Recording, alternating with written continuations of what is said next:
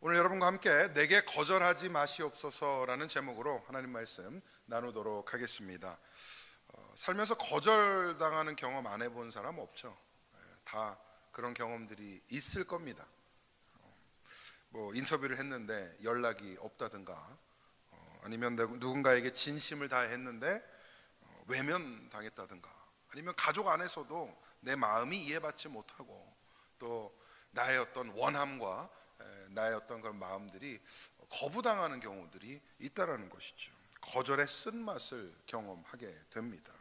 근데 거절당하는 경험은 단순히 기분 나쁜 사건을 넘어서 때로는 내 존재가 부정받는다라고 느껴질 때가 있어요. 내 인생의 가치가 무너진다는 것처럼 느끼게 됩니다. 여러분은 최근 어떤 거절의 경험을 겪으셨습니까? 그리고 그때 어떠한 감정이 드셨습니까? 사람은 거절을 당하면 자기도 모르게 심리적, 감정적 반응이 일어납니다. 먼저 자존감 경보 시스템이 울리기 시작해요. 그러니까 거절을 뇌가 단순히 기분 좀 안 좋은 사건으로 남기질 못하고 이것을 내가 가치 없는 존재인가? 라는 질문으로 연결을 하는 것이죠. 그래서 마음속에 자동적으로 이런 생각이 드는 겁니다. 내가 뭘 부족했나? 내가 뭔가 모자란 사람인가? 내가 무시당했나? 내가 인정받지 못한 건가? 그러면서 거절이 자기 존재에 대한 부정적인 평가로 이어지게 되는 겁니다. 그리고 사람의 뇌는 거절을 위협으로까지 인지한다고 합니다. 심리학적으로 거절이 인간의 기본 욕구인 소속 욕구를 건드려요. 사람은 사회적인 관계이기 때문에, 존재이기 때문에 거절을 당한다, 이걸 뇌가 생존의 위협처럼 느낀다는 겁니다. 그래서 몸에서도 긴장 반응이 나타난대요. 거절당하는 그 순간 심장이 빨리 뛴다든가, 얼굴이 달아오른다든가, 손발이 차갑고 위가 불편하고 소화가 안 되고 식욕이 변하고. 그러니까 이 거절은 마음만 아픈 게 아니라 몸까지도 아프게 한다는 거죠. 더 나아가 감정적으로는 어떻습니까? 수치심이 듭니다. 단순히 실망을 넘어서 내가 초라해졌다라는 그런 느낌이 나를 움츠리게 만드는 것이죠. 그러면서 방어 기제가 작동을 해요. 자기를 보호하려는 그런 심리 방어 기제가 작동을 합니다. 여러 가지 있겠지만 합리화가 있어요. 합리화. 저 사람은 원래 그래. 저 사람이 이상한 거야. 그러면서 자기 합리를 하죠. 또 분노도 있습니다. 가만두지 않겠다. 내가 반드시 복수하겠다. 이런 분노도 있을 수 있고, 회피도 있어요. 그냥 아예 상종을 말자. 아예 그냥 관계도 맺지 말자. 냉소도 있습니다. 세상이 원래 그렇고 사람이 원래 그런 거야. 이런 반응들이 있다는 것이죠. 그런 마음이 든다고 해서 여러분, 내가 꼭 악한 사람이라는 건 아니에요. 그러니까 내가 내 마음을 보호하려고 자동적으로 그런 마음들이 올라올 수 있다는 것이죠. 근데 여러분, 이런 거절 경험이 반복이 되면 사람이 두 가지의 어떤 극한으로 가게 됩니다. 첫 번째는 관계 단절형이 돼요. 다시는 내가 깊은 관계를 맺지 않겠다. 사람하고 어울리지 않겠다. 아니면 반대로 관계 집착이 될 수 있습니다. 어떻게든 인정받아야겠다라는. 둘 다 극단적이죠. 건강하지 못합니다. 근데 이 둘 다 똑같은 마음에서 오는 거예요. 두려움에서 오는 거예요. 그게 뭡니까? 다시는 거절당하기 싫은 마음인 거죠. 근데 여러분, 사람이 나를 거절하는 것도 아프지만 더 두려운 거절이 있습니다. 그게 뭐냐? 하나님께 거절당하는 겁니다. 사람에게 거절당해 본 경험이 하나님에게까지 투영이 돼서 같은 방식으로 이해하고 같은 방식으로 반응하는 거예요. 여러분, 이게 얼마나 영적으로 안타까운 모습인 줄 아십니까? 왜 그러냐 하면 하나님은 우리를 거절하는 분이 아니신 줄 믿습니다. 할렐루야. 그러니까 우리가 사람한테 거절당한 경험 때문에 하나님에게도 거절당할 수 있다는 그런 두려움이 있는 것이고, 하나님이 나를 거절하셨다라고 느끼면 사람이 나를 거절했던 반응으로 반응하는 거죠. 근데 그 반응이 뭐였습니까? 나의 어떤 존재 가치의 무너짐, 나의 어떤 인간의 존엄성에 대한 훼손, 이런 거를 느낀다는 거죠. 근데 여러분, 생각해 보세요. 하나님은 왜 우리를 거절하지 아니하시는 분이냐? 하나님은 우리를 창조하신 분이기 때문이에요. 하나님이 만든 생명체, 하나님이 만드신 작품이에요. 그런데 하나님이 어떻게 그 만드신 인생의 가치를 거절하시겠냐는 거죠. 논리적으로 안 맞잖아요. 하나님이 만들어 놓으셨는데 그 존재 가치를 부정한다? 그러지 않다라는 것이죠. 그럼 오늘 본문은 조금 다른 의미에서 하나님 앞에 간절하게 기도하는 내용이 담겨져 있습니다. 내게 거절하지 마시옵소서. 내게 거절하지 마시옵소서. 그러니까 이게 단순히 내가 원하는 대로 해주세요, 하나님 형통하게 해주세요, 내가 기도하는 제목들을 이루어 주세요 라는 제목이 아니라, 이제는 내 삶을 망가뜨릴 수 있는 것들로부터 나를 지켜주시고 내 믿음을 굳건하게 지켜주소서. 나는 기도의 제목으로 내게 거절하지 마시옵소서라고 간구하고 있습니다. 근데 여러분, 이 말은, 내게 거절하지 마시옵소서라는 말은 하나님이 사람처럼 거절하실 수 있다라는 그 두려움에서 나오는 말이 아닙니다. 그만큼 간절하다는 얘기고, 그만큼 하나님의 은혜와 자비가 필요하다는 간구인 것이죠. 그리고 하나님이 나의 기도를 반드시 들으시고 역사하시리라는 확신 가운데 나오는 기도가 내게 거절하지 마시옵소서예요.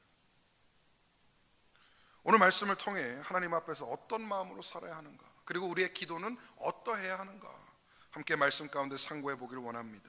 우리를 거절하지 아니하시고 언제나 우리를 품어주시는 하나님을 신뢰하시며 기도의 승리를 이루시는 복된 백성들 다 되시기를 주님의 이름으로 간절히 소망합니다. 첫 번째로 본문 가운데 볼 것은, 하나님의 말씀은 완전함으로 그 앞에 겸손해야 합니다. 하나님의 말씀은 완전하다. 5절이 선포를 하고 있죠. 하나님의 말씀은 다 순전하며 하나님은 그를 의지하는 자의 방패시니라. 아멘. 우리 한번 같이 읽어보죠. 중요한 말씀이니까. 시작. 하나님의 말씀은 다 순전하며 하나님은 그를 의지하는 자의 방패시니라. 아멘. 순전하다라는 말은 무슨 뜻입니까? 흠이 없다, 깨끗하다, 정결하다, 완전하다라는 표현인 것이죠. 여러분, 하나님의 말씀은 오류가 없고 100% 진리이며 혼합되지 않고 변질되지 않는 줄 믿습니다. 믿으십니까? 하나님의 말씀이, 성경 66권이 100% 진리이고 하나님의 권위 있는 말씀이다라는 사실을 여러분 믿으십니까? 이게 안 믿기면요, 송두리째 신앙이 흔들려요. 송두리째 흔들려 버립니다. 하나님의 말씀이 순전하다라는 그 진리가 내 마음 가운데 와닿지 않으면 종교의식에 불과할 수밖에 없다라는 거죠. 그럼 우리 시대는 너무나 많은 목소리, 보이스들 속에서 살아가는 것 같아요. 뉴스도 목소리고, SNS, 유튜브, 전문가들, 친구들, 가족들, 우리 주변에 사람들이 너무 많고 들려오는 목소리들이 너무 다양한 게 문제인 거죠. 왜? 불안하게 만드니까요, 우리를. 세상이 계속 말하는 거예요. 세상이 매개체를 통하여서 우리에게 주입하고 있는 겁니다. 더 가져야 한다, 그래야 안전하다. 더 성공해야 된다, 그래야 인정받는다. 더 멋져져야 되고, 남들보다 나아야 되고, 더 강해져야 지지 않는다. 네가 옳다라고 생각하면 반드시 그걸 지켜라, 이런 식으로 우리에게 속삭인다는 거죠. 그러면서 자꾸 나를 강조해요. 내가 강해야 되고, 내가 똑똑해야 되고, 내가 잘나야 되고. 근데 하나님의 말씀은 여러분 반대를 얘기합니다. 그 모든 혼란을 잠재워요. 하나님의 말씀이 우리에게 정확히 얘기하는 거예요. 하나님이 너희는 내 자녀다 라고 말씀하세요. 할렐루야. 내가 너를 인도하리라 말씀하세요. 할렐루야. 나는 너의 피난처요 방패이라 말씀하십니다. 할렐루야. 세상은 나를 강조하지만 성경은 하나님을 강조하고 있어요. 하나님을. 여러분이 똑똑하고 능력이 많아서 성공하고 싶으십니까? 아니면 이 세상을 창조하시고 초월하시는 전능자 하나님 손에 의지하여서 하나님의 승리를 이루시기를 원하십니까? 전자입니까? 후자입니까? 후자죠. 할렐루야, 할렐루야. 그게 맞다라는 거죠. 그게 성경이 전하는 메시지라는 겁니다. 그래서 5절 후반절에 말씀해요. 하나님은 그를 의지하는 자의 방패시니라. 방패는 전쟁에서 생명을 지키는 도구이죠. 하나님의 말씀을 붙드는 자는 세상의 화살에 무너지지 않으며 사단의 유혹과 계략 가운데에 정죄 가운데에 쓰러지지 않는다라는 사실을 말씀이 강조하고 있습니다. 그런데 6절이 강하게 경고해요. 너는 그의 말씀에 더하지 말라. 그가 너를 책망하시겠고 너는 거짓말하는 자가 될까 두려우니라. 아멘. 중요한 말씀이죠.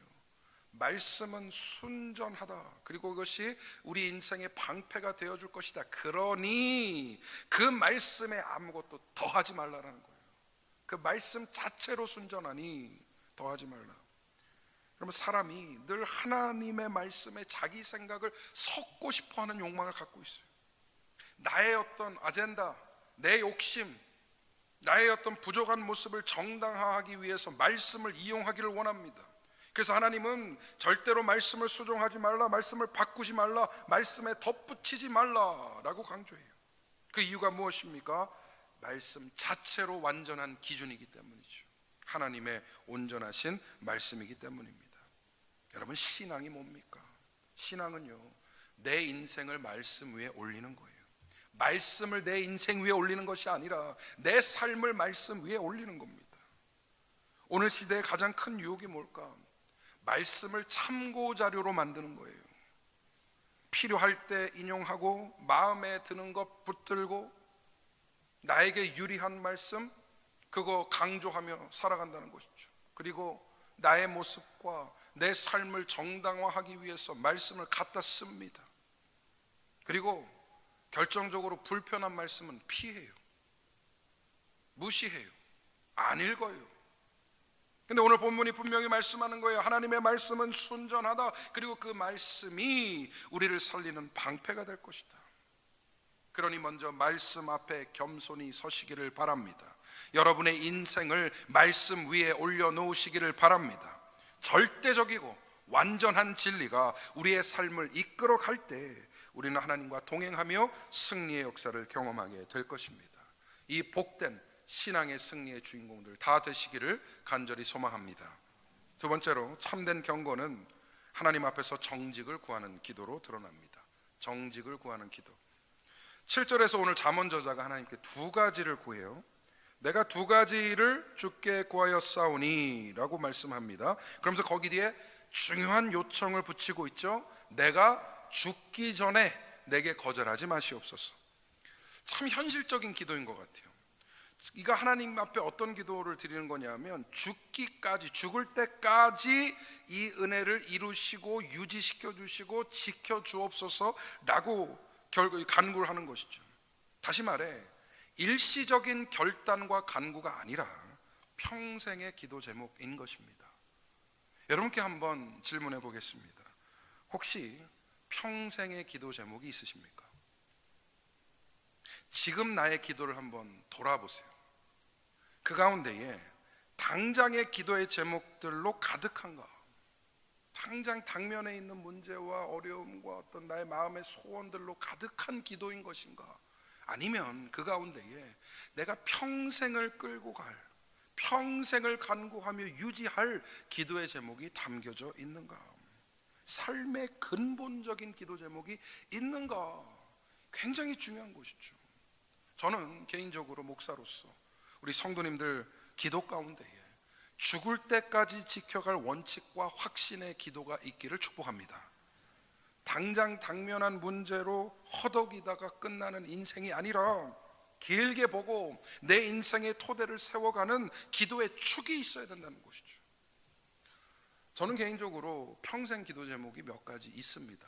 그 중에 한 가지가 뭐냐 하면 하나님이 부르시는 그 순간까지 성경을 사랑하게 하옵소서, 말씀에 진중하게 하옵소서, 그리고 영감이 끊어지지 않게 하옵소서. 이 기도 죽는 날까지 할 것 같아요. 그리고 해야 되는 기도죠. 목사가 어느 날 성경이 지겨워져요. 말씀이 재미없어져요. 그리고 더 이상 설교의 영감이 나오지 않아요. 여러분, 끔찍한 일인 겁니다. 사망 선고와 똑같은 것이죠. 그죠? 그러니 목사를 위해 기도해 주셔야겠어요? 안 해야겠어요? 해주시기를 바랍니다. 나만 하지 않고 우리 성도님들이 저를 위해서 기도해 주시기 바랍니다. 아멘. 두려워요, 진짜. 그게 제일 두려운 것 같아요. 말씀에 대한 마음을 잃어버리고, 말씀에 대한 생각이 흐트러져 버리고, 그 다음에 무엇보다도 영감이 끊어진다. 이거 정말 두려운 일이죠. 너무나 두려운 일이죠. 그 두려움 가운데 평생 기도할 제목이 이 말씀에 대한 기도예요. 저는 그렇다는 겁니다. 우리가 쉽게 생각을 하죠. 지금 당장 필요한 기도 제목이 급하니까, 그게 우선이니까 라고 하지만, 어쩌보면 인생은 길기 때문에, 또 인생은 오늘 내일로 마무리할 것이 아니기 때문에 우리가 평생 지켜가야 할 원칙과 간구가 필요하다는 겁니다. 8절 전반부에 이 잠언 기자의 평생 기도 제목 첫 번째가 나옵니다. 그게 뭐냐? 곧 헛된 것과 거짓말을 내게서 멀리 하옵시며. 여기서 헛된 것은 무가치한 것, 공허한 것, 비본질적인 것을 의미합니다. 거짓말은 뭡니까? 명백한 속임과 위선을 말하는 것이죠. 여러분, 너무나 귀한 기도 제목 아닙니까? 너무나 귀한 기도 아닙니까? 삶의 본질을 잃어버리지 않고 하나님과 사람 앞에서 정직한 삶을 위해 기도하고 있는 것입니다. 우리 너무 쉽게 생각하죠. 아니, 뭔가 나에게 유익이 되고 이득이 된다면 약간의 거짓은 괜찮지 않은가? 내 명예와 체면을 지키기 위해서는 약간의 위선은 괜찮지 않은가? 그런데 이 기도자는 가장 먼저 거짓을, 헛된 것을 내게서 멀리 해달라고 기도를 합니다. 왜냐하면 아는 거예요. 그 거짓, 그 헛된 것을 추구하는 마음이 결국에 하나님과의 관계를 무너뜨리는 죄가 된다는 것을. 거짓은 여러분 잘 본질적으로 생각해 보면 뭐냐 하면 하나님을 불신하는 마음에서 나오는 거예요. 왜 거짓말합니까? 정직하면 손해볼까 봐 그런 거잖아요. 그죠? 왜 거짓말해요? 솔직하게 말하면 인정받지 못할 거니까. 진실대로 말하면 내가 망할 것 같으니까. 그러니까 거짓말을 하는데, 이런 생각은 결국 뭐예요? 하나님이 나를 지키신다, 하나님이 나를 인도하신다라는 그 확신이 부재한 것이죠. 없는 것이죠. 반대로 참된 성도는 어떻게 기도해야 될까요? 하나님, 내 안에 거짓을 제하여 주옵소서. 내 입술과 마음을 정결케 하여 주옵소서. 제가 하나님 앞에서 사람 앞에서 정직하게 살아가게 하여 주시옵소서. 여러분, 이것이 경건이에요. 경건이 별거 아니에요. 다른 거창한 게 아니더라고요. 하나님 앞에서의 정직의 영을 지키는 것, 사람 앞에서 정직하게 살아가는 것. 경건은 삶의 모든 영역에서 하나님 앞에 정직을 갈망하는 마음인 것입니다. 그리고 이런 기도는 자신의 죄성을 아는 사람만 가능한 기도예요. 내가 얼마나 쉽게 위선자가 될 수 있는지, 내가 얼마나 쉽게 거짓을 말할 수 있는지를 아는 사람이 이런 절박한 기도를 할 수 있게 되는 것이죠. 스스로 의로운 사람은요, 이런 기도 할 수도 없고 할 필요도 못 느껴요. 왜? 내가 다 옳은데, 내가 다 의로운데 이런 기도를 왜 하겠어요? 저는 이번 한 주 여러분이 하나님 앞에서 정직을 구하는 성도들 되시기를 축복합니다. 사람 앞에서 정직한 삶을 살아가시기를 축복합니다. 하나님께서 기뻐하실 것입니다. 그리고 여러분의 삶을 붙드실 줄 믿습니다. 마지막 세 번째로, 참된 믿음은 족한 은혜로 하나님을 영화롭게 합니다. 8절 후반절에 이제 두 번째 기도 제목이 나오는 겁니다. 나를 가난하게도 마옵시고 부하게도 마옵시고 오직 필요한 양식으로 나를 먹이시옵소서. 아멘. 여러분, 굉장히 독특한 기도 아닙니까? 이런 기도 한 번이라도 해보셨나요? 아니죠. 대부분 어떻게 기도합니까? 하나님 부자 되게 해주세요. 하나님 형통하게 해주세요. 좋은 것들로 채워주세요. 더 많이, 더 풍성하게, 더 윤택하게. 그래서 잠언 기자가 오히려 반대로 기도를 하는 것이죠. 가난하게도 마옵시고 부하게도 마옵소서. 근데 여러분, 이게 얼마나 적극적인 기도입니까? 생각해보면 하나님 부자 안 돼도 괜찮아요 라는 기도가 아니잖아요. 이건 하나님 내가 부하여지지 않아도 괜찮아요, 그 정도 괜찮습니다, 하나님 은혜로 살아갈 수 있습니다 라는 고백이 아니라, 이건 적극적으로 하나님 나 부자 되지 않게 해주세요. 근데 왜 그렇습니까? 왜 필요한 양식만 달라라고 기도합니까? 이게 여러분, 우리 주님이 가르치신 주기도문과 일맥상통하지 않습니까? 오늘날 우리에게 어떠한 양식을? 일용할 양식을 주옵시고. 이 기도는 믿음이 없으면 안 되는 기도죠. 왜냐하면 인간의 본능은 더 많이, 더 풍성히. 왜 이런 기도를 드릴까? 왜 이런 적극적인 기도를 드리는 것일까? 그 이유가 9절에 솔직하게 나옵니다. 너무나 솔직하게 나와요. 우리 9절 말씀 한번 읽어보겠습니다. 9절 말씀입니다. 잠언 30장 9절 말씀. 제가 읽어드릴게요. 혹 내가 배불러서 하나님을 모른다 여호와가 누구냐 할까 하오며 혹 내가 가난하여 도둑질하고 내 하나님의 이름을 욕되게 할까 두려워함이니이다. 아멘. 부요함이 축복이 될 수도 있지만 동시에 영적 독이 될 수 있다라는 것. 풍요는 사람을 교만하게 만들고 하나님을 잊게 만들고 기도를 멈출 수 있게 만든다는 것. 여러분 교회 오면 뭐 성경 읽고 설교 들으면 이런 얘기 너무 많이 들으시죠? 아유 부자 되는 게 꼭 복이 아닙니다. 돈 많은 게 뭐 독이 될 수 있습니다. 뭐 이런 얘기 들어보시면 속으로 어떤 마음 드세요? 아니 한번 겪어보기라도 하고 얘기를 하면 또 그런 생각 안 드세요? 목사 보면서 아니 목사가 뭘 돈에 대해서 안다고 그렇게 얘기를 하지? 부자가 돼봤었나? 라는 생각. 아니죠. 이거는 성경의 진리를 얘기를 하는 것이죠. 근데 왜 이런 반복적인 메시지를 드리는 걸까? 여러분 진짜 그런 일들이 일어나기 때문입니다. 목회하다 보면 다양한 사람들 만나잖아요. 목사도 부자인 성도들 만날 때가 있고요, 어려우신 성도들 만날 때가 있잖아요. 근데 너무 많은 부를 가진 사람, 그 기준은 개인적으로 다릅니다. 근데 너무 많이 부를 가진 사람의 특징은 하나님이 필요 없더라고요. 하나님이 필요 없더라고요. 그래서 그게 영적인 독이 된다라는 것이죠. 기도할 이유도 없는 거예요. 그리고 사람들이 부해지면 어떤 생각을 하느냐? 내가 노력해서 얻었다, 내가 열심히 해서 이루었다, 내가 똑똑해서 된 거다. 그런 사람들에게 신명기 8장에서 뭐라고 얘기하냐면 내 능력과 내 손의 힘으로 이 재물을 얻었단 말할까 하노라. 그 말의 뜻이 뭐예요? 그게 절대 아니라는 말씀이죠. 풍요는 하나님을 부정하게 만들 수 있습니다. 그래서 우리는 거룩한 두려움을 가지고 있어야 되는 것이죠. 주님, 내가 혹시 배가 너무 불러서 하나님을 잊어버릴까 봐 두렵습니다. 나를 지켜주옵소서.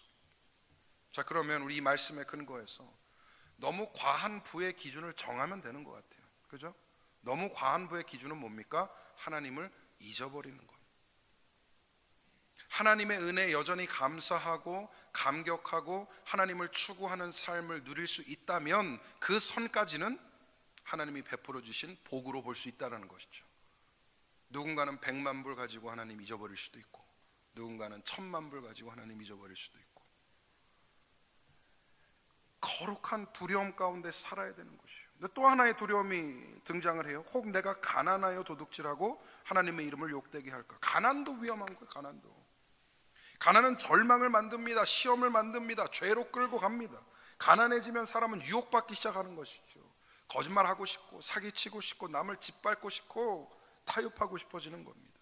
그 결과가 뭡니까? 남을 다치게 하고 죄를 짓고 하나님의 이름을 욕되게 하는 것. 근데 여기서 중요한 건 뭡니까? 잠언 기자는 나의 체면, 나의 명예를 강조하지 않고 하나님의 이름을 욕되게 하는 것을 두려워하고 있어요. 여러분 이게 성도의 마음인 것입니다. 진짜 믿음은 뭐냐? 내 삶이 하나님을 욕되게 할까 봐 두려워 사는 것. 반대로 내 삶을 통하여서 하나님이 영광을 받으실 수만 있다면 나는 어떻게 돼도 좋다라는 그 심정. 이게 진짜 믿는 성도의 마음이라는 것이죠. 진짜 경건은 내 인생을 통해 하나님의 이름을 존귀히 여김받기를 원하는 것입니다. 그래서 오늘 저 잠언 기자는 오직 필요한 양식으로 나를 먹이시옵소서라고 기도하는 거예요. 세상은 이것을 소극적인 인생이라고 부를 겁니다. 하지만 성경은 이것을 적극적인 믿음이라고 부릅니다. 일용할 양식을 구하는 기도는 이런 고백인 것이죠. 하나님이 나의 삶의 주인이시며 내 인생의 공급자이십니다. 내가 가진 것 때문에 하나님 잃지 않게 하여 주시고 내가 없는 것 때문에 하나님께 죄짓지 않도록 인도하옵소서. 이게 일용할 양식을 구하는 기도의 핵심인 거예요. 주신 은혜만큼 누릴 줄 아는 성도가 가장 복된 성도입니다. 다시 한번 주신 은혜를 만족하며 누릴 수 있는 성도가 가장 복된 성도, 그리고 그 성도가 가장 부유한 성도입니다. 풍요 속에서도 하나님을 구하고 부족 속에서도 하나님을 붙드는 그런 성도 되어서 이번 한 주도 주님이 주시는 일용할 양식으로 만족하며 하나님의 이름을 영화롭게 하시는 복된 주의 자녀들 다 되시기를 소망합니다. 이제 말씀 맺겠습니다. 오늘 본문은 내 믿음을 지켜달라는 적극적인 기도입니다. 본질적이고 장기적인 기도인 거예요. 하루하고 말 기도가 아니에요. 이건 죽을 때까지 할 기도인 것이죠.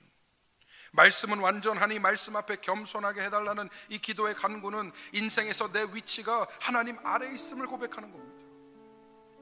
하나님이 내 삶의 주인이시요 내 삶의 운전자이시요 나를 이끄시는 인도자이심을 고백하는 것이죠. 내 삶에서 거짓과 허탄을 멀리하게 하소서. 부요함도 가난도 나를 무너뜨릴 수 있으니 필요한 양식으로 내 믿음을 지켜주옵소서. 여러분, 이 기도는 이렇게 요약이 된 거예요. 하나님, 내 믿음을 거절하지 마시고 내 믿음을 온전히 지킬 수 있도록 인도하여 주옵소서. 우리가 하나님께 구해야 할 가장 중요한 은혜가 뭘까요? 성공일까요? 건강일까요? 자녀일까요? 관계일까요? 물론 여러분 그것도 필요합니다. 필요한 은혜를 간구하시기를 바랍니다. 하지만 그보다 중요한 것은 끝까지, 죽을 때까지, 하나님 부르시는 그 시점까지 내가 예수 믿는 신앙으로 이 땅 가운데 살아가고자 하는 그 믿음을 지키는 은혜인 줄 믿습니다. 한 번 사는 거 예수 믿고 살기로 했잖아요. 끝까지 가야죠. 끝까지 하나님을 떠나지 않는 은혜, 끝까지 하나님을 사랑하는 은혜, 내 삶의 구원자이시자 주인이신 예수 그리스도를 붙드는 은혜, 이거 죽을 때까지 기도해야 되는 문제예요. 이번 주 한 가지 적용 포인트를 권면해 드리기를 원합니다. 여러분, 매일 아침 시작하시면서 이 기도로 한번 시작해 보시기를 바랍니다. 주기도문 중에 그 한 문장, 오늘날 우리에게 일용할 양식을 주옵시고 오늘날 나에게 일용할 은혜를 주옵시고. 그 기도 가운데 좀 덧붙여서 기도해 보세요. 주님, 오늘 더도 말고 덜도 말고 나에게 필요한 은혜를 주시옵소서. 너무 많아서 주님 잊지 않게 하시고 너무 부족해서 주님께 죄짓지 않게 하여 주옵소서. 내 삶이 오직 하나님의 삶을 영화롭게 하게 하여 주옵소서. 여러분, 이 기도를 매일 반복하다 보면 내 욕망이 어느 정도 정리가 될 것입니다. 믿음의 중심이 다시 세워질 것입니다.